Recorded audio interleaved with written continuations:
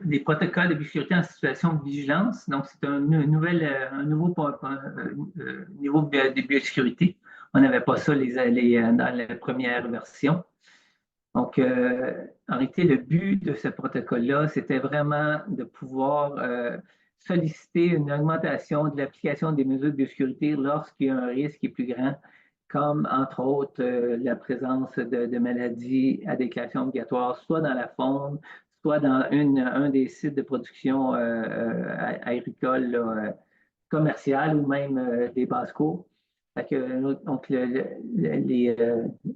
les partenaires souhaitaient qu'on puisse solliciter une meilleure adhésion aux mesures de biosécurité. Donc, c'est vraiment le but là, de ce niveau intermédiaire. Donc, on a les mêmes les mêmes trois intertitres. Donc, premièrement, une visite dans un site de production agricole, l'accès à la cour, l'accès aux ployers. On a les mêmes objectifs que tantôt. Donc, vraiment éviter de contaminer les zones d'accès contrôlé, la cour ou le ployer, donc la zone d'accès restreint. Même chose. Sauf qu'on essaie de renforcer justement des mesures qui ont déjà été demandées dans le vert, sachant qu'en réalité, on demande que le vert soit appliqué en tout temps. Donc, puis encore là, éviter les contaminations croisées par nos actions. Donc, ici, je vous explique finalement comment ça se met en place. On a premièrement un site qui s'est déclaré étant suspect. Puis on va déclarer, et puis autour de ce suspect-là, on va établir une zone à risque préliminaire, donc qui va venir avant la confirmation par l'Agence canadienne. Donc cette zone-là, en orange, va être habituellement de 3 jusqu'à 5 km selon la densité et le risque associé à cette contamination-là. Puis autour de cette zone-là, on va établir maintenant une zone de vigilance. Puis dans cette zone de vigilance-là, ici, on va demander l'application de ce protocole-là jaune pour la période où on attend la confirmation de l'Agence canadienne. Donc, habituellement, ça dure 1 à 2 journées. Donc, pendant cette période-là, les gens peuvent se préparer en appliquant ces mesures-là, sachant que si ça devient positif, si le cas finalement est confirmé positif, bien, cette zone de 10 km-là va passer en zone à risque, la zone de contrôle primaire de l'Agence canadienne, où ce que là, les protocoles d'urgence ou orange vont être demandés. Donc, premièrement, il y a la préparation. Ça, c'est en réalité, c'est le protocole qu'on va demander pour le producteur. Donc, on demande aux producteurs que les véhicules et les visiteurs,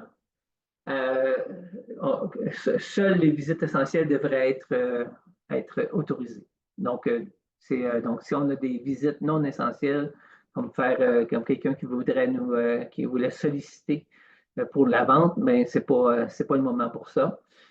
Puis là, on leur demande aussi de mieux planifier tout ce qui rentre dans la cour. Donc, d'avoir une meilleure planification, donc moins de visites possibles des partenaires, donc des collègues d'oiseaux, des livraisons moulées.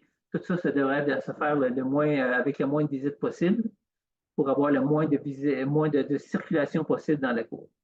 Ensuite de ça, puis s'assurer que sur place, ils ont des gens pour gérer justement les visites, pour éviter qu'il y ait des contaminations. Donc, pour éviter des déplacements des véhicules à des endroits où on ne voudrait pas dans le cours, puis ou l'introduction de personnes dans les ployers où on ne voudrait pas. Ensuite de ça, on leur rappelle que les visiteurs et les véhicules de service devraient porter des couvre-chaussures adaptés aux conditions extérieures. Donc, à chaque fois, on a toujours discuté quel genre de couvre-chaussures qui devrait être porté. Donc, on a convenu que chacun des intervenants devrait déterminer quel couvre-chaussure qui leur convient mieux selon les conditions. Donc, que ce soit jetable ou non, en caoutchouc, en surbotte, une botte. Donc, chacun devrait déterminer quand même pour être sûr de répondre à son propre besoin de travail, de santé et sécurité de leurs travailleurs. Donc, dans le jaune, on va demander à ce que les visiteurs mettent sa couvre-botte lorsqu'il va sortir son véhicule. Puis pour les conducteurs de véhicules de service, donc comme vos transporteurs, donc à la sortie de l'habitacle, mettre un couvre-chaussure pour protéger la cour à partir de ce niveau-là de, de surveillance. Puis pour ce qui est des équipes de transfert, de vaccination, d'insémination ou de capture partielle, donc ce qui vous convient, donc faire le port de pays d'équipements de protection individuelle qui sont demandés aux visiteurs. Donc, à partir de là, on demande ce qui est un port d'équipements de protection individuelle qui sont spécifiques ou lorsqu'on va faire une capture partielle. Un attrapage en premier est considéré comme étant des vêtements propres. Donc, ça compte encore comme étant adéquat par rapport au protocole. Donc, c'est qu'est-ce qui est demandé au producteur. Donc, si on arrive maintenant à votre protocole, donc encore là, s'assurer que les mesures de sécurité sont demandées par le producteur, le transformateur, puis au protocole soit recommandé. Donc, arrimer tout ça. Donc, ensuite de ça, pour ce qui est de la planification du transformateur, pour arrimer avec ce qui est demandé au producteur, donc avoir le moins de visites possible, donc planifier le transport pour minimiser le nombre de visites au site de production. Commencer les circuits de transport dans un site de production où la capture partielle d'employés est demandée. Finalement, s'assurer que les aires de chargement sont dégagées, sécuritaires, propres, exemptes de fumier et de cadavres d'oiseaux sur le seuil, puis pour la porte qui longe le poulailler. Donc, c'est ce qui est demandé là, en planification. Il y a des questions? Oui, Ouais. j'ai vu une main levée de Pierre Bessette. Pierre, si tu veux activer ton micro et caméra pour poser ta question, s'il vous plaît, concernant peut-être les couvre-chaussures. Ouais, ben peut-être juste pour dire, là, peut-être qu'il va y avoir des questions là, tantôt là-dessus. Là, nous autres, à l'interne, peut-être qu'on va se refaire une rencontre avec nos transports, parce que vous allez avoir beaucoup de questions là-dessus. C'est l'élément nouveau là, par rapport à la zone orange qui va expliquer Justin tantôt, ou la jaune. Là. Euh, ce que je veux vous dire là-dessus, là, c'est qu'on a tout le temps parlé de vêtements jetables.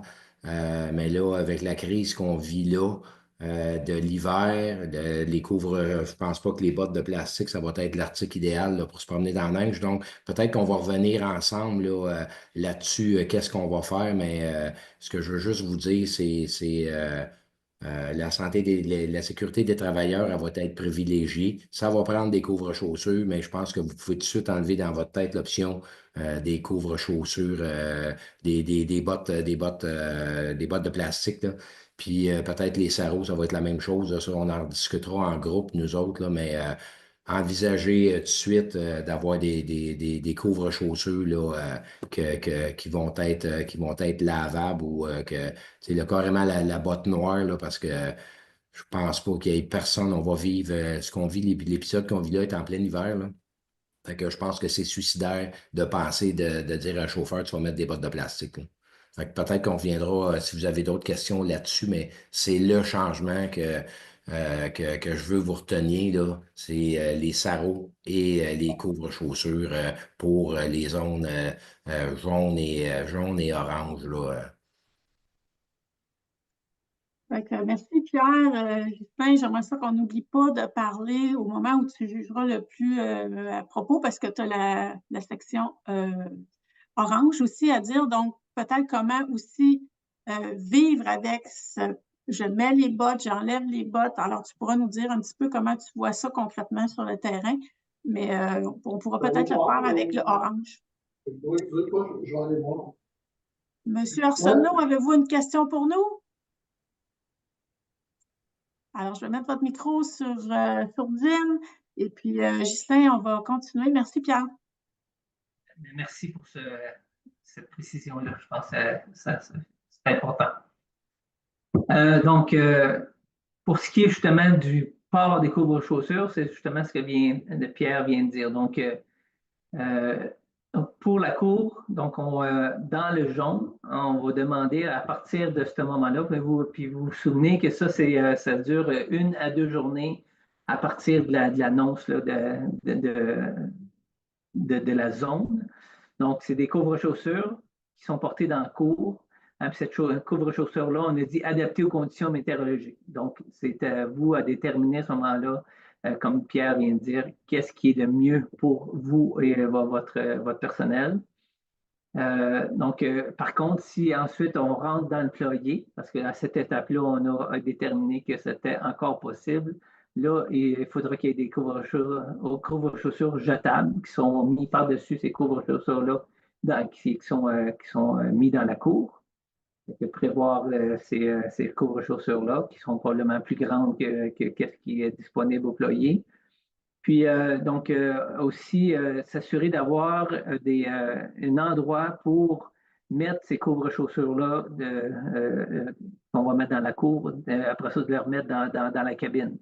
Fait que, ce qu'on a déterminé, nous, comme principe de base, tout ce qui est rapporté serait mis dans un sac de plastique transparent.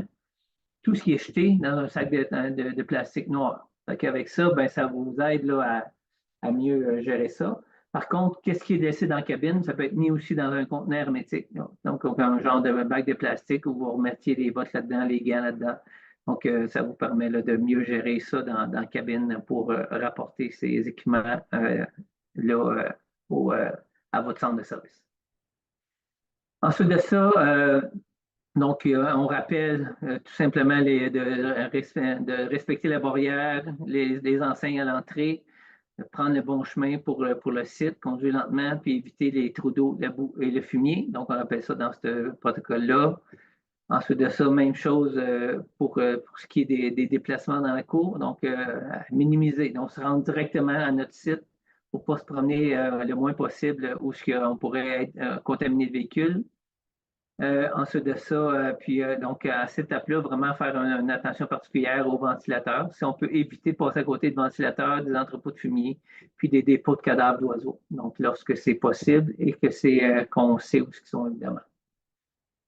Ensuite de ça, déterminer préalablement le ployer visé par le transport. Donc, comme on dit, c'est rendre directement, vérifier l'identification, s'assurer une table en bonne place, puis s'assurer de jamais rentrer dans les autres ployers. Ensuite de ça, en sortant du véhicule, mettre les couvre-chaussures en sortant de l'habitacle, éviter de toucher le sol avant de l'avoir mis, enlever les couvre-chaussures dans l'habitacle du véhicule à la fin du chargement.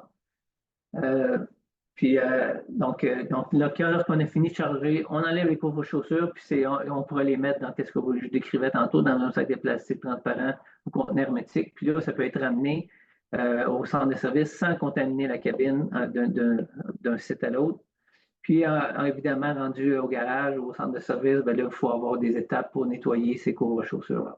Donc, c'est dans les préparations qui doivent être faites pour être capable d'appliquer ce genre de protocole-là. Ensuite de ça, pour ce qui est de l'accès au ployer, donc toujours utiliser la zone de transition. Donc, à cette étape-là, c'est important d'avoir l'autorisation du producteur pour qu'il sache que vous allez avoir accès. Donc, l'importance d'avoir un contact permanent qui est disponible par rapport au producteur. Toujours signer le registre des visiteurs, d'autant plus que là, une étape de retraçage peut s'en venir. Puis là, les couvre-chaussures, en passant les bancs, c'est là que ça se fait, les couvre-chaussures jetables, évidemment. Se laver les mains, puis bien important à cette étape-là, de ne jamais avoir un contact avec les oiseaux. Puis à la sortie, lorsqu'on ressort, on enlève la couvre-chaussure en passant le banc, puis on laisse ces couvre-chaussures dans la poubelle de la zone extérieure. Puis c'est important de laver les mains, encore une fois. J'ai mis ici cette diapositive-là qui est dans le protocole des producteurs, on leur demande finalement de minimiser la chasse des oiseaux sauvages. Si jamais vous êtes des partisans ou des amateurs de ça, Puis on leur dit s'ils font ça, de changer complètement, puis pas amener des véhicules sur le site. Donc, je voulais que vous sachiez que ça leur est demandé, ça leur est proposé, pour que si jamais vous-même vous êtes amateur de chasse aux oiseaux sauvages, de respecter ces mêmes mesures-là. Donc, c'est qu'est-ce qu'on retrouve dans le protocole de surveillance.